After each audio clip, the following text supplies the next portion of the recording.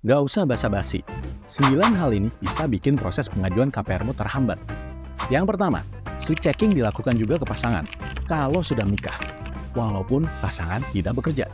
Karena dalam beberapa kasus, ternyata pasangan punya riwayat kredit yang buruk. Ini bisa membuat pengajuan KPR-mu ditolak. Dan kalau kamu sudah terlanjur membayar DP ke penjual atau developer, maka bisa saja DP-mu hangus. Jadi, sejak awal merencanakan beli rumah, baiknya komunikasi apa adanya ya dengan pasanganmu mengenai kemungkinan kondisi slip checking masing-masing. Termasuk, apakah pernah ada orang lain yang pinjam nama untuk pengajuan pinjaman? Sayang kan uang dibuang begitu aja.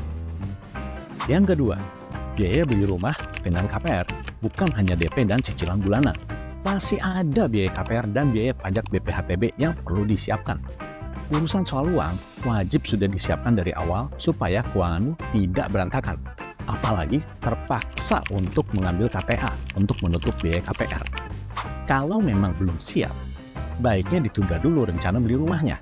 Atau kalau kamu bingung kira-kira mesti disiapin dana berapa, kamu bisa ajukan KPR-mu melalui website kpracademy.com karena nanti akan ada proses screening oleh tim support kami. Jadi, kalau memang kamu dinilai kurang siap, maka kamu akan direkomendasikan untuk menunda transaksi pembelianmu tersebut. Enak kan?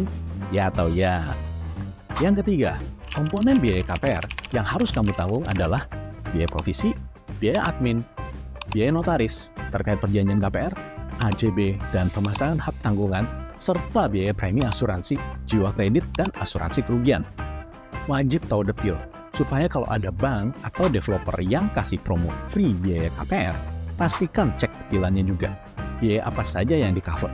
Kadang promonya hanya sebatas gimmick, yang tidak benar-benar meng-cover keseluruhan biaya KPR yang disebutkan tadi. Jangan sampai terjebak sama promo. Ternyata masih ada biaya yang harus kamu tanggung. Kalau dananya nggak siap, repot. Yang keempat, tidak semua penghasilan kita diperhitungkan sebagai penghasilan oleh bank. Jadi, kalau kamu ada uang lembur, nggak semua bank memperhitungkan itu sebagai total penghasilanmu. Karena biasanya jumlah uang lembur tidak pasti setiap bulannya. Ada bank yang hanya memperhitungkan 70% saja dari uang lembur, ada yang tidak memperhitungkan sama sekali. Ada juga yang mengambil rata-rata dari total penghasilan kita. Begitu juga soal tunjangan. Ada komponen tunjangan yang bisa selalu diperhitungkan, tetapi ada juga komponen tunjangan yang dipertimbangkan secara berbeda di masing-masing bank. Yang kelima, status karyawan kontrak itu sulit diterima oleh bank, apalagi yang levelnya masih entry level, bukan manajerial. Kalau untuk level manajerial ke atas, masih mungkin diterima di beberapa bank, tapi tentunya ada syarat dan kondisi yang mengikutinya.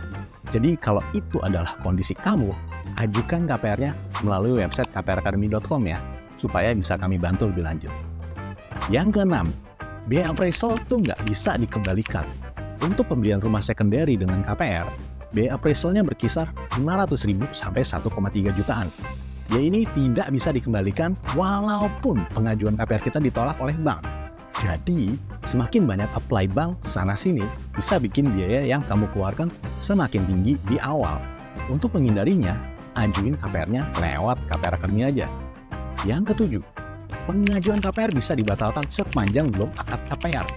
Dan pembatalan tersebut tidak akan membuat kita jadi masuk blacklist oleh bank. Paling jauh ya bisa dimainin sama sales KPR yang mengurus pengajuan KPR kita. Jadi, kalau ada yang bilang nggak bisa batalin KPR karena KPR sudah disetujui, itu bohong ya. Apalagi kalau sampai ada yang minta bayar penalti karena membatalkan KPR yang sudah disetujui. Itu oknum ya. Hati-hati ketemu sama tukang tipu. Yang kedelapan, 3 pertimbangan saat ambil KPR, yaitu bunga KPR, jangka waktu KPR, dan plafon KPR yang diberikan. Kita tidak selalu bisa mendapatkan 3 hal tersebut sesuai dengan keinginan kita. Kalau kita tidak bisa dapat KPR dengan bunga yang terbaik, jangan berhenti di situ. Ingat, tujuan utama pengajuan KPR adalah untuk membantu kita membeli rumah, bukan untuk mendapatkan penawaran KPR yang terbaik. Ini 2 hal yang berbeda. Jadi kalau kamu dikasih penawaran bunga rendah tapi plafonnya kecil, ditimbang-timbang dulu. Ada dana untuk menutup selisih plafonnya itu. Kalau nggak ada, jangan dipaksa.